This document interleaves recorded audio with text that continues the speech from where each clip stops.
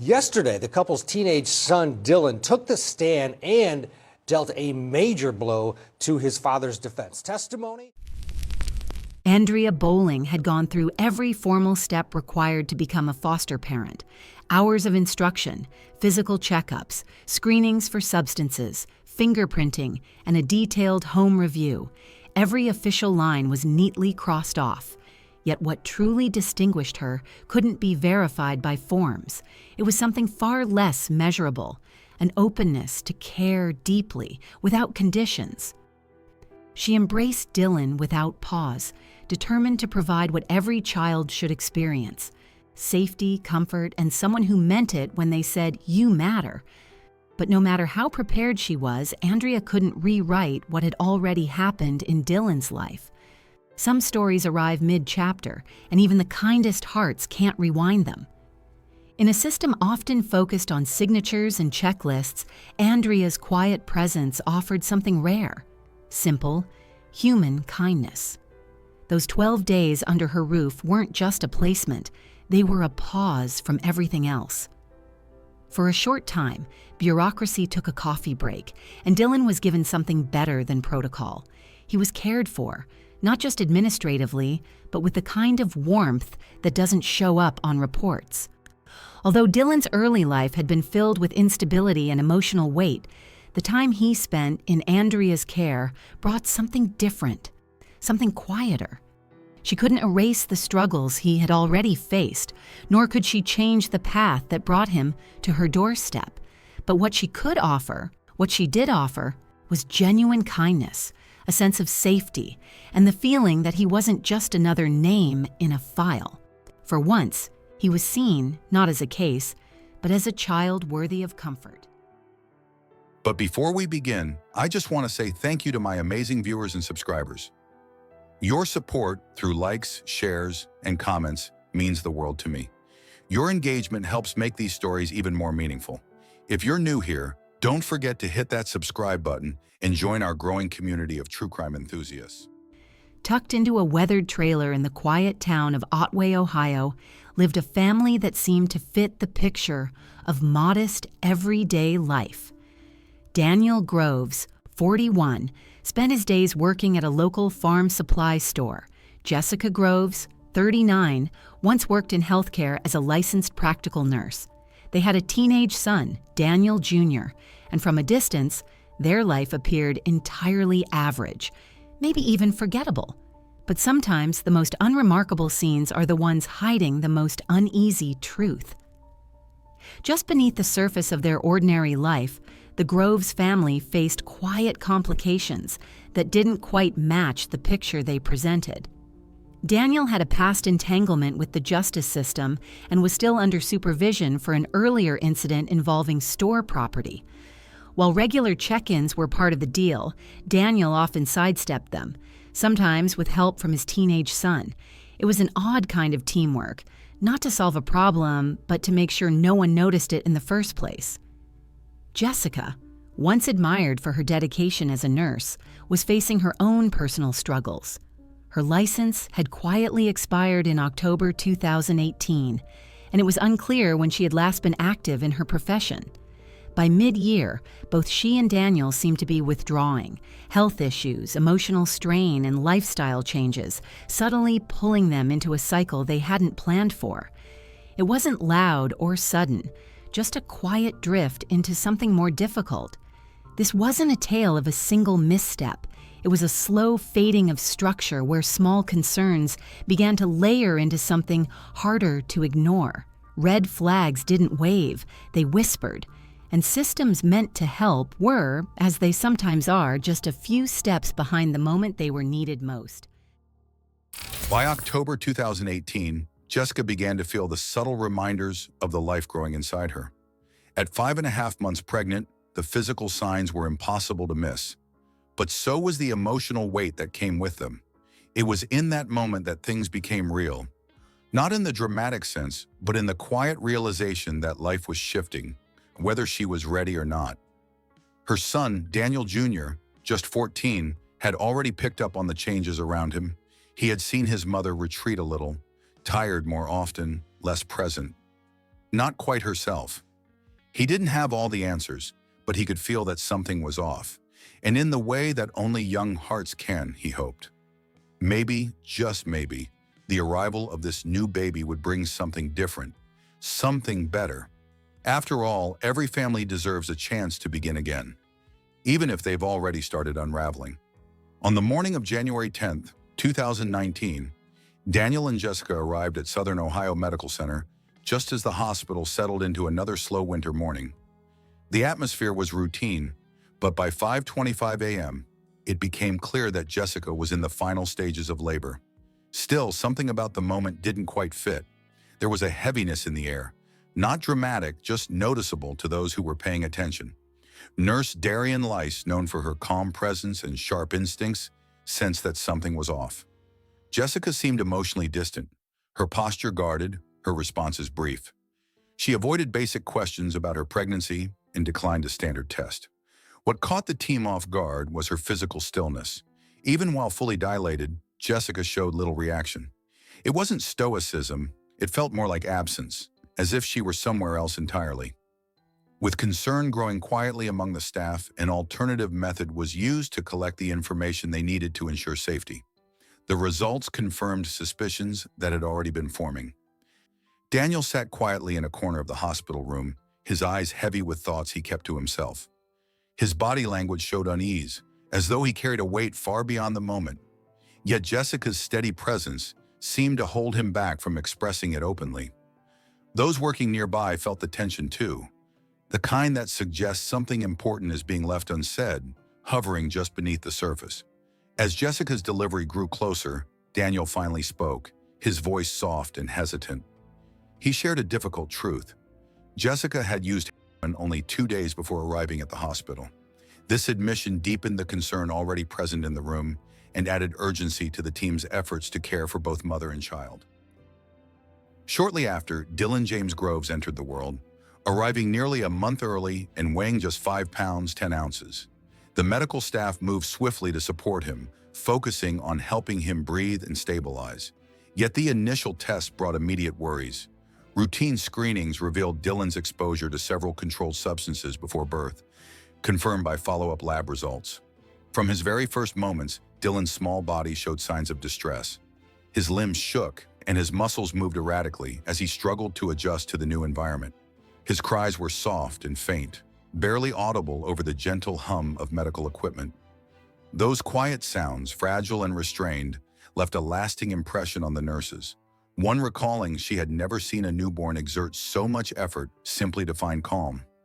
Despite his delicate condition, Jessica never reached out to see her son. There were no visits to his bedside, no phone calls, no sign of connection. After 2 days, she was discharged from the hospital, leaving Dylan behind. Alone in his incubator and closely monitored by compassionate hospital staff, he remained without his parents' presence. And as the days passed, stretching toward a full week, the absence of his family became a silent, heavy part of his new world. Although Dylan's parents were absent, he was not left entirely to himself. The hospital's doctors and nurses stepped in as a temporary family, offering the kind of consistent care and comfort every child deserves. They soothed his restless moments, carefully adjusted his blanket when he stirred, and made sure he was never without a reassuring touch, quietly filling the gap left behind. It was not his parents, but a teenage boy who stood vigil beside Dylan, an unexpected guardian carrying a weight far beyond his years, demonstrating a quiet strength born from necessity.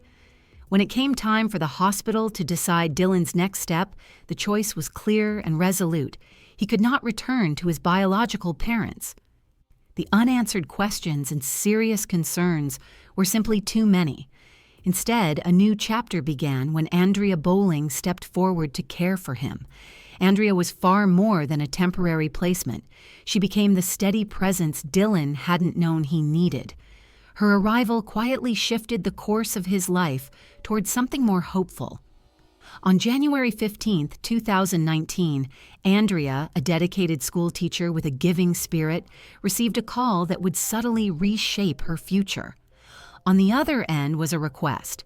Could she open her home to a newborn urgently needing care?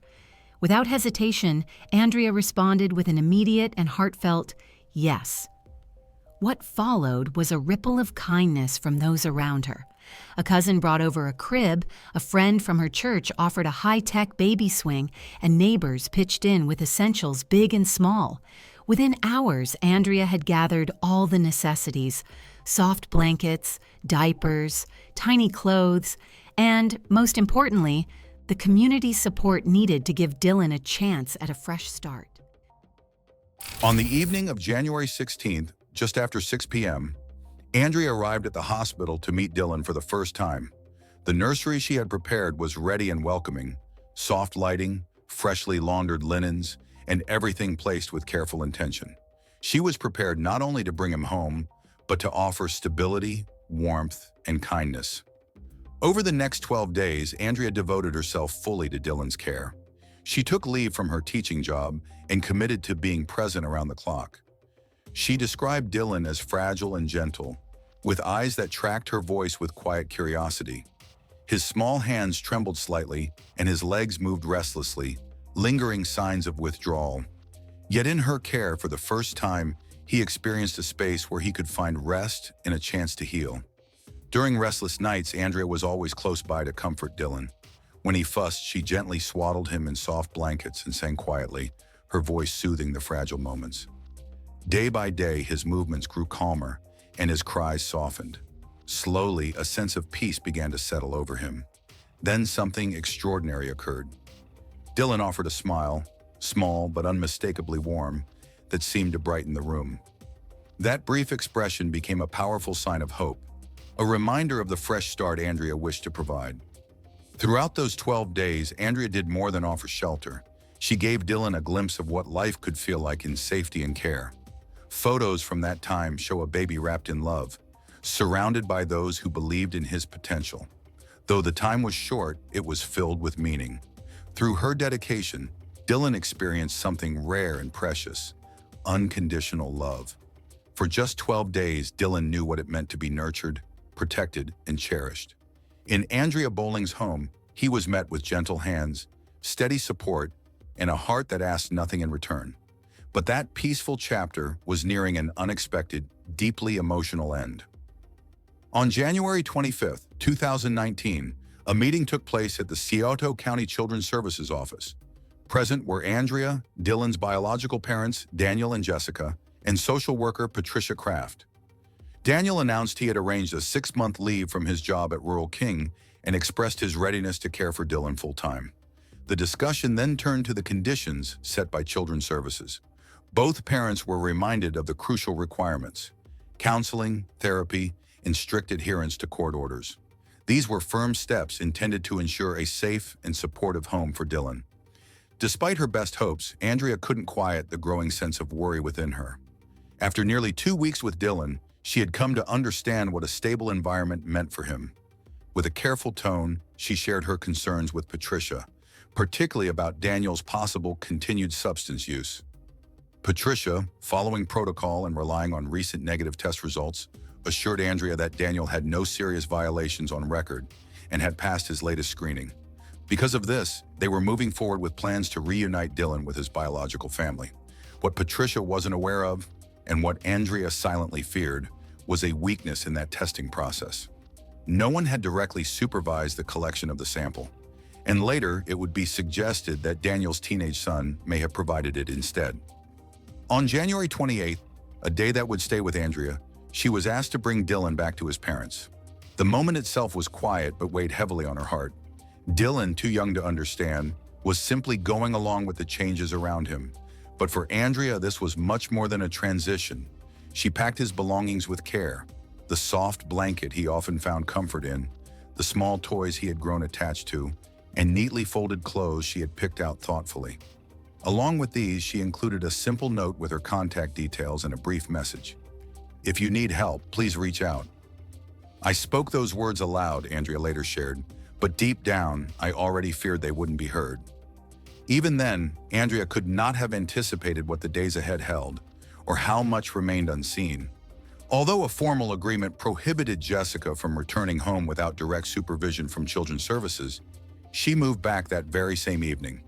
This was a clear breach of the rules, yet the response from the system was slow to come. By February 4th, 2019, social worker Patricia Kraft arrived for a scheduled visit at the Groves home. During the visit, Jessica kept Dylan close, refusing to let anyone else hold him. He was bundled tightly in multiple blankets, with only his face visible, making it difficult to fully assess his condition. Patricia's report stated the child appears calm, with no visible injuries. However, key steps were missing. She did not weigh Dylan, nor did she remove the layers of blankets to conduct a more detailed examination. The full protocol usually required during such check-ins was not followed. During Patricia's follow-up visit on February 25th, the scene repeated almost exactly. Jessica once more held Dylan tightly, turning the check-in into little more than a routine formality. No detailed assessment of Dylan's well-being was conducted. From a distance, Andrea observed the visit, feeling her hands tied despite her efforts to advocate for Dylan's safety. Though she had done everything possible to raise concerns, the opportunity for meaningful intervention slipped by unnoticed. A moment that could have prompted deeper examination and difficult questions was quietly allowed to fade away. These overlooked chances would soon carry weight far beyond what anyone anticipated. We owe it to Dylan and children in similar circumstances to keep their stories present and remembered. Within the stillness of the home, Dylan's soft cries barely broke the silence. When Patricia visited, Jessica offered a simple explanation. "He's just gassy. That's normal." Patricia's report reflected a similarly surface-level view. Child appears clean and calm, weight recorded as 8 pounds 9 ounces. Yet beneath those words lay a troubling reality. No actual weight measurement was taken, and a full physical check was not performed during the visit. As March moved forward, the Groves family increasingly distanced themselves from oversight. Medical appointments were missed, court dates ignored, and calls from social services went unanswered. When Patricia reached out, Daniel responded with a series of texts, each sent from a different phone number, each with a new excuse. One day it was a family emergency, the next a car problem, then a health issue involving a relative. Behind these scattered explanations, a deeper concern was growing. Dylan, then barely 2 months old, was not progressing as expected. Those close to the case would later describe his condition as alarming. His discomfort seemed to intensify, and his cries grew more persistent, clear signs that all was not well.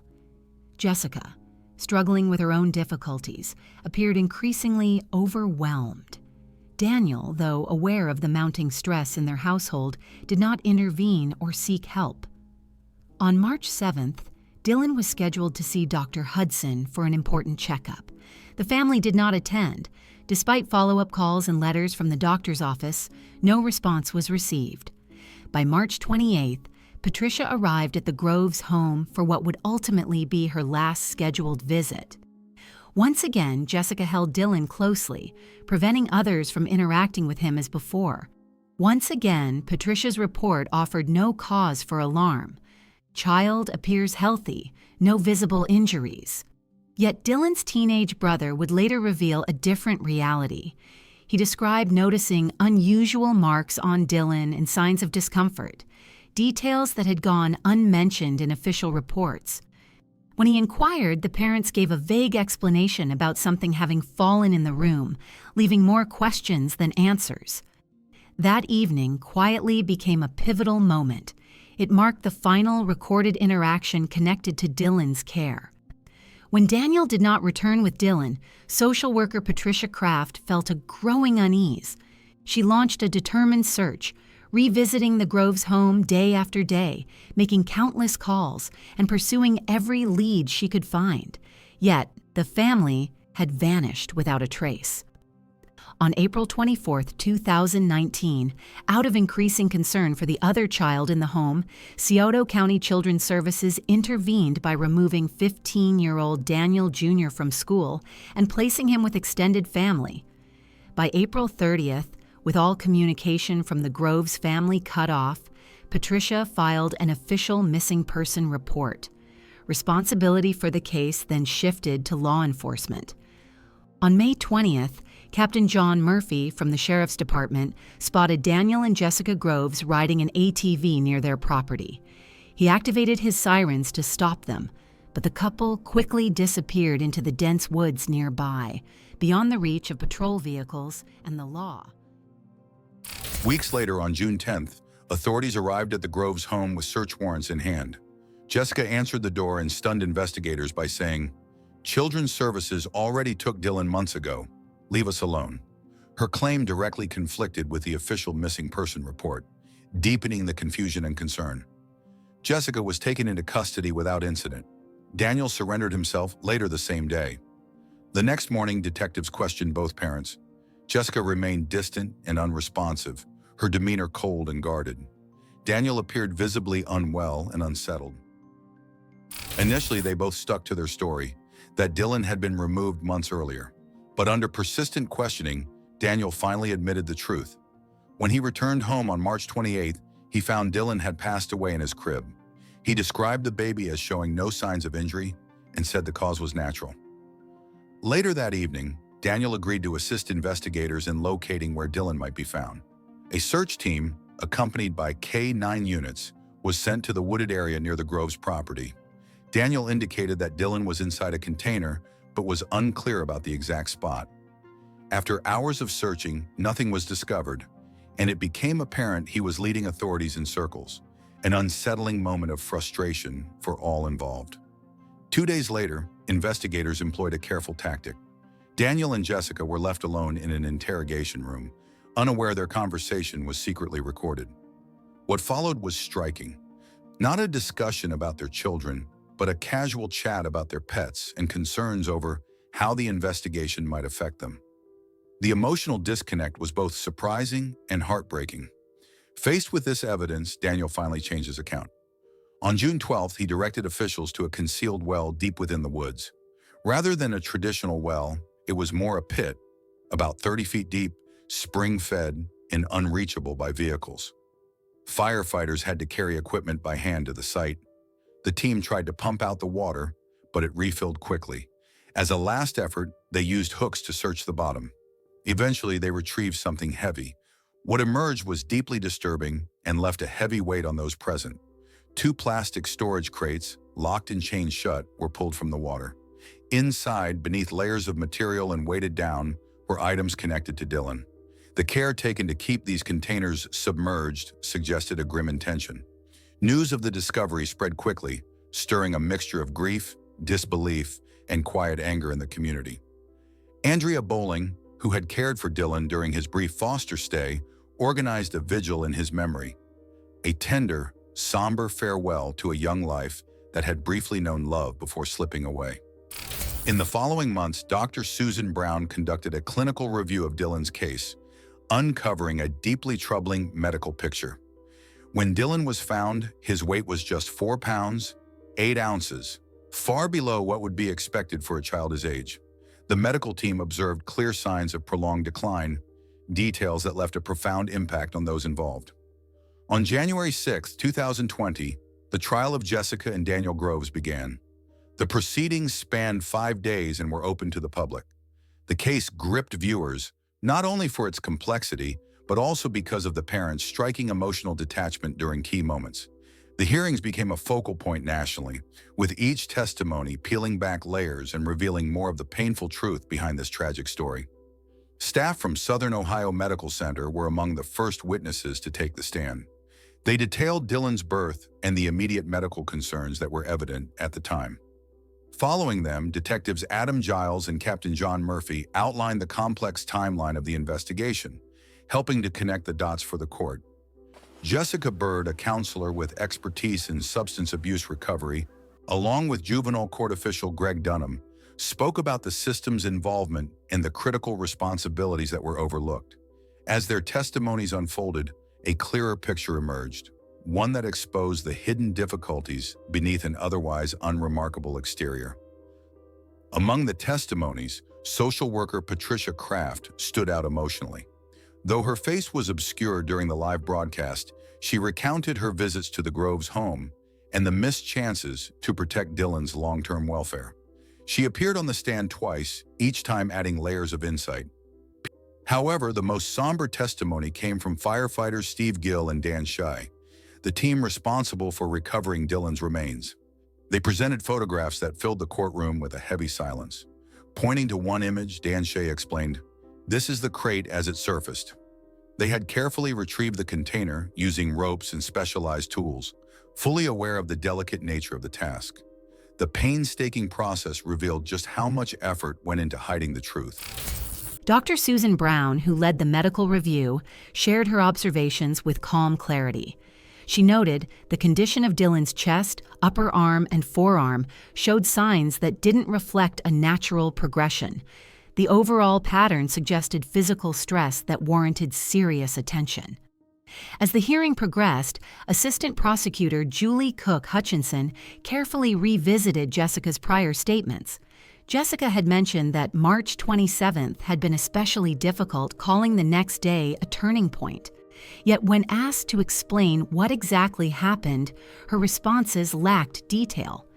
She was unable to clarify how Dylan's physical discomfort came about, or why no records were made, even though she described the day as the worst day ever. The prosecutor pressed on gently. "Do you recall causing the fracture to Dylan's upper arm? Any memory at all?" Jessica's response was quiet, almost resigned. "I don't remember. I've told you, I really don't." Attention then turned to Daniel's behavior. His defense suggested fear and confusion shaped his choices, yet the prosecution presented a striking image, a carefully secured container, bound and weighted with deliberate care. "Does this look like the act of someone panicked?" the prosecutor asked softly, letting the question hang in the air. That photograph showing how methodically the container was sealed and submerged spoke volumes. It was less an act of chaos and more one of troubling calculation. In that moment of silence, the courtroom seemed to face a hard truth. The child at the heart of this story had not been shielded but hidden away through choices that spoke more of concealment than protection. On the evening of January 10th, 2020, what would have been Dylan's first birthday, the jury returned after thoughtful deliberation. A quiet heaviness filled the courtroom as the verdict was read.